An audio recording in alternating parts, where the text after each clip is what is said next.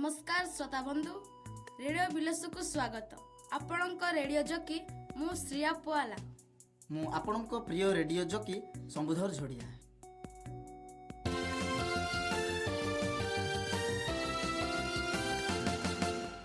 January मास हाथ हलाउछे शीतमा निज दुआर चादर घोड़ी देछि पृथ्वी को। सकाळ की ठंडा पाटिरु बांप बाहरुछे निया जालरे भारी मजा लागुछे। हाँ भाई शीत मजा लगुच देखुच तो शीतरे आम स्कूल खेल पड़िया केड़े सुंदर दिशुची। शीतरे आम पिला माने आखि मड़ी मड़ी विद्यालय पहुँचुचंती। थर थर देहरे स्वेटर भितर पिलांक मुहरे केते सुंदर खुशी। आउ वार्षिक क्रीड़ा उत्सव रे आमे जेपड़ी खेलिले ना शीत फुल गायब। बाबा से मजा अलगा। सतरे बड़ मजा हैला। आम प्रधान शिक्षक महोदय मशाल जाली पूजा कले। पिला माने मशाल धरी पड़ियारे दौड़िले। स्काउट एंड गाइड पिलाए परेड कले।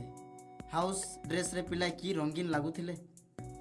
हाँ भाई पड़ियाटा को देखिले लागुथिला सेटारे जेमिति नाली हलदिया सबुज और नील रंगर फूल सब फुटिथिला। कुनी कुनी पिला माने स्वागत संगीत रे मस्त नाच कले। वार्षिक क्रीड़ा रे आम पिला दौड़िले डेइले। म्यूजिकल चेयर रे पिला घुरिले। पुची और दौड़ी डिया रे बेस कुदिले। शिक्षक और पिला मिसी आम एई उत्सव बेस मने कले। क्रिकेट खेल हैला। चेयर गर्ल्स धूम नाचिले। आम पिला माने अपूर्व प्रदर्शन कले। आजिर रेडियो बिलेसुरे एमिति किछि स्मृति तो सुनिबा किंतु ता पूर्वर सुनिबा गोटे अनुचिंता। परिवेषण करिवे लिखिता बौणी।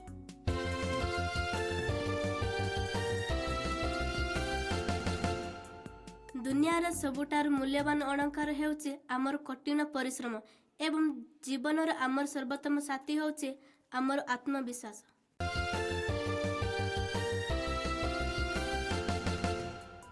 शीतर सकाळे सुनिबा गोटे शीतर गीत। शीत पुणी गीत गाए। अरे भाई शीत कविता को पढ़ी सुनेबे आम विद्यालयर छात्र बंशी कृष्णा भाई।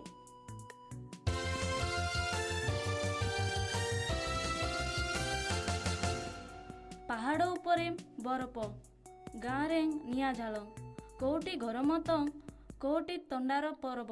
धुआर सकाल आसे सूर्य कुंतेई हुए माँ किंतु सकाले उठी सबु काम करे ताकू शीत लागेनी केमिति के जानी। माँ को पचारिले हसी दिए आउ मो गालरे चुमाटिए दे दिए मो गालरे चुमाटिए दे दिए। माँ माने ही सेमिति केते कष्ट पड़ती पिला पाई। घर काम बाहर काम समस्त दायित्व माँ रो ऋण कौन सुझी हेब। माँ अच्छी बोली दुनिया चलीची सबु सही पारंती बोली माँ ओ माटी समान लागंती। चमत्कार कविता एबे प्रवेश करुछि आम आगामी कार्यक्रम को। निकटरे सरीछि बिलेसु उच्च विद्यालय वार्षिक क्रीड़ा उत्सव 2025। आगकू वार्षिक उत्सव ए संपर्क एक रिपोर्ट उपस्थापना करुछंती किरण सारका।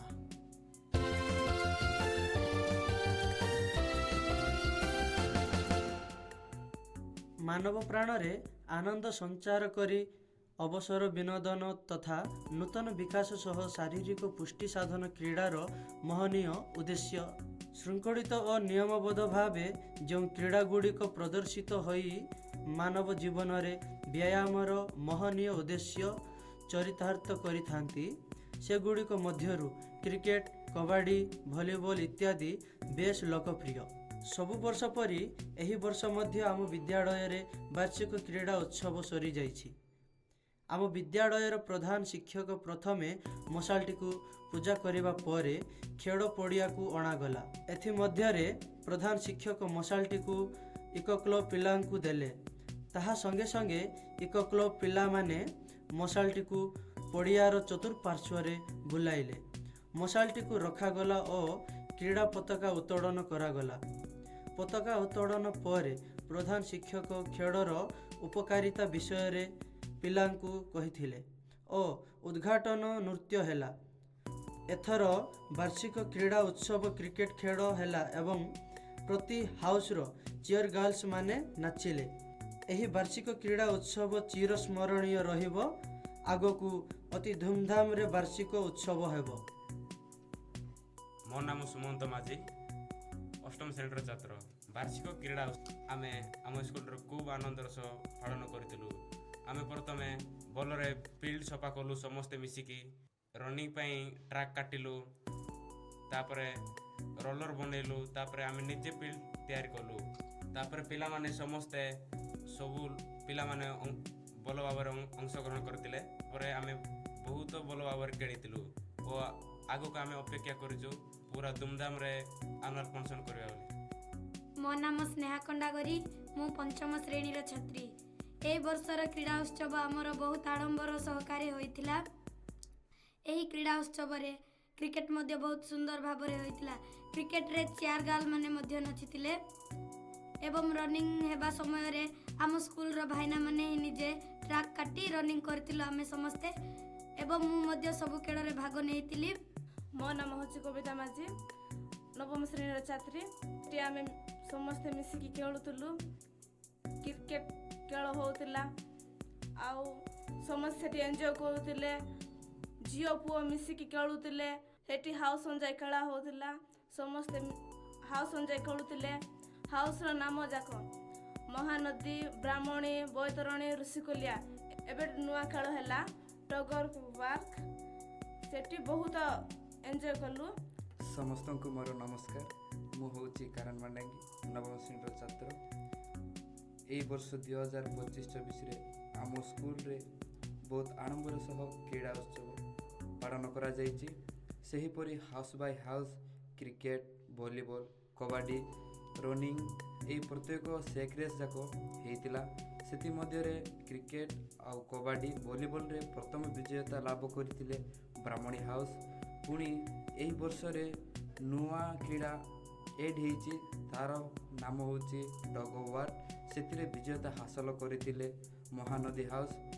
ସେମିତି ଏହି ବର୍ଷ ସମସ୍ତେ ଆନନ୍ଦ ଭାବରେ କ୍ରୀଡ଼ାଟାକୁ ଅନୁଭବ କରିଥିଲେ, ସମସ୍ତେ ଉତ୍ସାହ କରିଥିଲେ ଆଉ ସମସ୍ତେ ମନ ପସନ୍ଦ ଖେଳ ବୋଲି ଖେଳରେ ଭାଗ ଦେଇଥିଲେ। ସେହିପରି ଏହି ବର୍ଷରେ ଜାନୁଆରୀରେ 2025-26 ପାଇଁ ବାର୍ଷିକ ଉତ୍ସବର ଆଲବାନ୍ ଫଙ୍କସନ୍ ବହୁତ ଆଡ଼ମ୍ବର ସହିତ କରିବା ପାଇଁ ଚାହୁଁଛନ୍ତି ସମସ୍ତେ। ଆଉ ଯେମିତି ବାର୍ଷିକ କ୍ରୀଡ଼ା ଆରମ୍ଭ ହୋଇଥିଲା ସେହିପରି ବାର୍ଷିକ ଉତ୍ସବ ମଧ୍ୟ ଉଲ୍ଲାସିତ ହେଉ। ସମସ୍ତଙ୍କୁ ମୋର ନମସ୍କାର। ମୋ ନାମ ସୁମନ୍ତ ମଣିଆକା, ପଞ୍ଚମ ଶ୍ରେଣୀର ଛାତ୍ର। ଏହି ବର୍ଷ ବାର୍ଷିକ କ୍ରୀଡ଼ା ଉତ୍ସବ ଭଲ ହେଇଥିଲା। ସବୁ ହାଉସ୍ ଅନୁସାରେ କ୍ରିକେଟ ହେଇଥିଲା। ହାଉସ୍ର ନାମ ହେଉଛି ମହାନଦୀ, ବ୍ରାହ୍ମଣୀ, ବୈତରଣୀ, ଋଷିକୁଲିଆ। କବାଡ଼ିରେ ମଧ୍ୟ ଭଲ ହେଇଥିଲା। କବାଡ଼ିରେ ଫାଷ୍ଟ ପ୍ରାଇଜ୍ ପାଇଛନ୍ତି ବ୍ରାହ୍ମଣୀ, ସେକେଣ୍ଡ ହେଉଛନ୍ତି ଋଷିକୁଲିଆ। ଆଗକୁ ଅଛି ଆମର ଆନୁଆଲ୍ ଡେ। ସେଇଠି ବହୁତ ଗୀତ ନାଚ ବହୁତ ପ୍ରକାର ହେବ, ଧୁମଧାମରେ ପାଳନ କରାହେବ। ଶୁଣିଲେ ବାର୍ଷିକ କ୍ରୀଡ଼ା ଉତ୍ସବ ରିପୋର୍ଟ ଏବଂ ପିଲାଙ୍କ ପ୍ରତିକ୍ରିୟା। ଏବେ ଶୁଣିବା ବାର୍ଷିକ କ୍ରୀଡ଼ା ଉତ୍ସବର ପ୍ରୋଜେକ୍ଟ ଡାଇରେକ୍ଟର ଶ୍ରୀଯୁକ୍ତ ସ୍ମୃତିରଞ୍ଜନ ମହାରଣା କ'ଣ କହୁଛନ୍ତି। ନମସ୍କାର, ମୁଁ ସ୍ମୃତିରଞ୍ଜନ ମହାରଣା, ସହକାରୀ ଶିକ୍ଷକ, PMC ଉଚ୍ଚ ବିଦ୍ୟାଳୟ ବିଲେସୁ। ଚଳିତ ବର୍ଷ ଆମର ବାର୍ଷିକ କ୍ରୀଡ଼ା ଉତ୍ସବ ବହୁତ ଧୁମଧାମରେ ପାଳିତ ହୋଇଯାଇଛି। ପ୍ରଧାନ ଶିକ୍ଷକ ଏବଂ ସମସ୍ତ ଶିକ୍ଷକ ଶିକ୍ଷୟିତ୍ରୀଙ୍କ ସହାୟତାରେ ଏହି କାର୍ଯ୍ୟକ୍ରମଟି ସଫଳ ହୋଇପାରିଛି। ବିଦ୍ୟାଳୟରେ ହେଉଥିବା ସମସ୍ତ କାର୍ଯ୍ୟକ୍ରମ ଭିତରୁ ଖେଳକୁଦ ହିଁ ପିଲାମାନଙ୍କର ଅତି ଆନନ୍ଦର କାର୍ଯ୍ୟକ୍ରମ ହୋଇଥାଏ। ତ ସେଥିପାଇଁ ଆମେ ଏଥର ନିଆରା ପ୍ରୟାସ କରିଛୁ ଆମ ବିଦ୍ୟାଳୟ ଛାତ୍ରଛାତ୍ରୀମାନଙ୍କୁ ଏକ ଭିନ୍ନ ଢଙ୍ଗରେ କ୍ରୀଡ଼ାର ପରିଚୟ କରାଇବା ପାଇଁ। ଛାତ୍ରଛାତ୍ରୀମାନେ ବହୁତ ଆନନ୍ଦ ଏବଂ ଉତ୍ସାହ ସହକାରେ କ୍ରୀଡ଼ାରେ ଭାଗ ନେଇଥିଲେ ଏବଂ କୃତିତ୍ୱ ହାସଲ କରିଥିଲେ। ସମସ୍ତ ଶିକ୍ଷକ ଶିକ୍ଷୟିତ୍ରୀମାନଙ୍କର ମିଳିତ ସହଯୋଗରେ ଏ କାର୍ଯ୍ୟକ୍ରମଟି ସଫଳ ହୋଇପାରିଛି ଏବଂ ଆଗାମୀ ବର୍ଷ ଆମେ ଆଉ ଏକ ଭିନ୍ନ ଉପାୟରେ ବାର୍ଷିକ କ୍ରୀଡ଼ା ଉତ୍ସବ କରିବୁ ବୋଲି ଆଶା ରଖିଛୁ।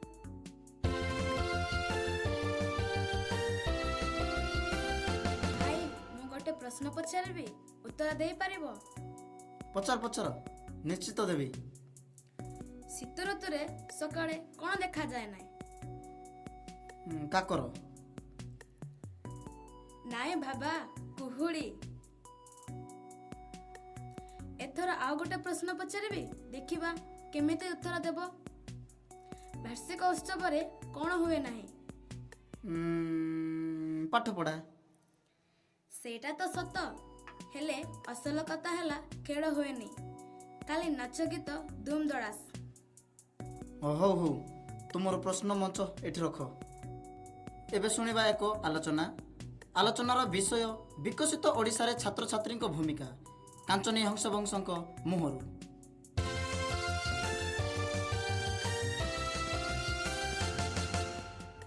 ନମସ୍କାର, ମୁଁ କାଞ୍ଚନୀ ହଂସବଂଶ ଦଶମ ଶ୍ରେଣୀର ଛାତ୍ରୀ। ଆଜିର ଶୀର୍ଷକ ହେଉଛି ବିକଶିତ ଓଡ଼ିଶାରେ ଛାତ୍ରର ଭୂମିକା। ବିକଶିତ ଓଡ଼ିଶା କହିଲେ କେବଳ ଅର୍ଥନୈତିକ ସମୃଦ୍ଧିକୁ ବୁଝାଏ ନାହିଁ। ଏହାର ଅର୍ଥ ହେଉଛି ସାମାଜିକ, ସାଂସ୍କୃତିକ ଏବଂ ମାନବିକ ବିକାଶରେ ଏକ ସନ୍ତୁଳିତ ଅଭିବୃଦ୍ଧି। ଏହି ମହତ୍ୱାକାଂକ୍ଷୀ ଲକ୍ଷ୍ୟ ପୂରଣ କରିବା ପାଇଁ ସରକାରୀ ଯୋଜନା ଯେତିକି ଗୁରୁତ୍ୱପୂର୍ଣ୍ଣ, ପ୍ରତ୍ୟେକ ନାଗରିକଙ୍କ ସକ୍ରିୟ ଭୂମିକା ସେତିକି ହିଁ ଅପରିହାର୍ଯ୍ୟ। ଏକ ବିକଶିତ ଓଡ଼ିଶାରେ ମୋର ଯୋଗଦାନକୁ ମୁଁ କିପରି ସୁନିଶ୍ଚିତ କରିବି? ପ୍ରଥମେ ମୁଁ ନିଜେ ଜଣେ ଶିକ୍ଷିତ ନାଗରିକ ଭାବରେ ସମାଜରେ ଶିକ୍ଷାର ପ୍ରସାର ପାଇଁ ଚେଷ୍ଟା କରିବି। ଯେଉଁମାନେ ଶିକ୍ଷାରୁ ବଞ୍ଚିତ ହେଉଛନ୍ତି ସେମାନଙ୍କୁ ସାହାଯ୍ୟ କରିବା ମୋର କର୍ତ୍ତବ୍ୟ ହେବ। ଗାଁ ଗହଳିରେ ଶିଶୁମାନଙ୍କୁ ପାଠ ପଢ଼ିବା ପାଇଁ ଉତ୍ସାହିତ କରିବା ଏବଂ ବାଲ୍ୟବିବାହ ଭଳି କୁସଂସ୍କାରକୁ ଦୂର କରିବା ପାଇଁ ସଚେତନତା ସୃଷ୍ଟି କରିବା ମୋର ପ୍ରଥମ ପ୍ରାଥମିକତା ହେବ। ଏକ ସୁସ୍ଥ ସମାଜ ପାଇଁ ସ୍ୱଚ୍ଛତା ଅତ୍ୟନ୍ତ ଆବଶ୍ୟକ। ମୁଁ ନିଜ ପରିବେଶକୁ ପରିଷ୍କାର ରଖିବା ସହିତ ଅନ୍ୟମାନଙ୍କୁ ମଧ୍ୟ ଏଥିପାଇଁ ପ୍ରବର୍ତ୍ତାଇବି। ଅଳିଆ ଆବର୍ଜନାକୁ ସଠିକ୍ ଭାବେ ପରିଚାଳନା କରିବା, ପଲିଥିନ୍ ବ୍ୟବହାରକୁ ବର୍ଜନ କରିବା ଏବଂ ବୃକ୍ଷରୋପଣରେ ଅଂଶଗ୍ରହଣ କରିବା ମୋର କାର୍ଯ୍ୟକ୍ରମର ଅନ୍ତର୍ଭୁକ୍ତ ହେବ। ଏହାଦ୍ୱାରା ଏକ ସୁନ୍ଦର ଓ ସବୁଜ ଓଡ଼ିଶାର ପରିକଳ୍ପନା ସାକାର ହୋଇପାରିବ। ସମାଜରେ ନୈତିକ ମୂଲ୍ୟବୋଧର ବିକାଶ କରିବା ଅତ୍ୟନ୍ତ ଗୁରୁତ୍ୱପୂର୍ଣ୍ଣ। ମୁଁ ନିଜ କାର୍ଯ୍ୟରେ ସଚ୍ଚୋଟତା ଓ ସ୍ୱଚ୍ଛତା ବଜାୟ ରଖିବା ସହିତ ଅନ୍ୟମାନଙ୍କୁ ମଧ୍ୟ ଏଥିପାଇଁ ପ୍ରେରଣା ଦେବି। ଅନ୍ୟାୟ, ଅତ୍ୟାଚାର, ଲାଞ୍ଚ କାରବାର, ଦୁର୍ନୀତି ଓ ଭ୍ରଷ୍ଟାଚାରରୁ ଦୂରେଇ ରହି ଏକ ସୁଶାସନ ବ୍ୟବସ୍ଥାକୁ ମଜବୁତ କରିବାରେ ସାହାଯ୍ୟ କରିବି। ଓଡ଼ିଶାର ସମୃଦ୍ଧି, ସଂସ୍କୃତି ଏବଂ ପରମ୍ପରାକୁ ସୁରକ୍ଷା ଦେବା ମୋର ଏକ ମୁଖ୍ୟ ଭୂମିକା। ଆମର କଳା, ସାହିତ୍ୟ, ସଙ୍ଗୀତ ଓ ଲୋକନୃତ୍ୟର ପ୍ରସାର ପାଇଁ ମୁଁ ଉଦ୍ୟମ କରିବି। ଲୁପ୍ତପ୍ରାୟ କଳାକୃତି ଓ ଶିଳ୍ପକଳାର ପୁନରୁଦ୍ଧାର ପାଇଁ ଆବଶ୍ୟକୀୟ ପଦକ୍ଷେପ ନେବି। ଏହାଦ୍ୱାରା ଓଡ଼ିଶାର ଗୌରବମୟ ଇତିହାସ ଓ ସଂସ୍କୃତି ସାରା ବିଶ୍ୱରେ ପହଞ୍ଚି ପାରିବ। ସର୍ବଶେଷରେ ମୁଁ ମୋ ବିକଶିତ ଓଡ଼ିଶା ଗଠନରେ ସ୍ୱପ୍ନ ଦେଖିବି କି ଓଡ଼ିଶା ଏକ କୃଷି, ଶିକ୍ଷା, ସ୍ୱାସ୍ଥ୍ୟ, ଶିଳ୍ପ, ବାଣିଜ୍ୟ, କଳା ଓ ସଂସ୍କୃତି ଐତିହ୍ୟ ସମ୍ପନ୍ନ ରାଜ୍ୟ ଭାବରେ ଦେଶରେ ଏକ ସ୍ୱତନ୍ତ୍ର ପରିଚୟ ସୃଷ୍ଟି କରିବାରେ ମୋର ଆପ୍ରାଣ ଉଦ୍ୟମକୁ ଜାରି ରଖିବି ଏବଂ ସମସ୍ତଙ୍କୁ ସଚେତନ କରାଇବି। ଧନ୍ୟବାଦ।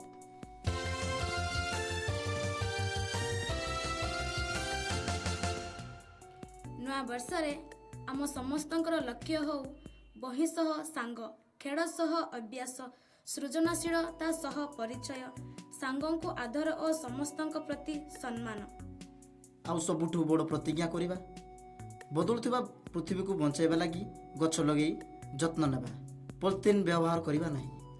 ଜଳର ସଠିକ୍ ବିନିଯୋଗ କରିବା। ପ୍ରିୟ ଶ୍ରୋତା ବନ୍ଧୁ, ଆଜିର ରେଡ଼ିଓ ବିଲେଶକୁ ଏଇଠି ରଖୁଛୁ।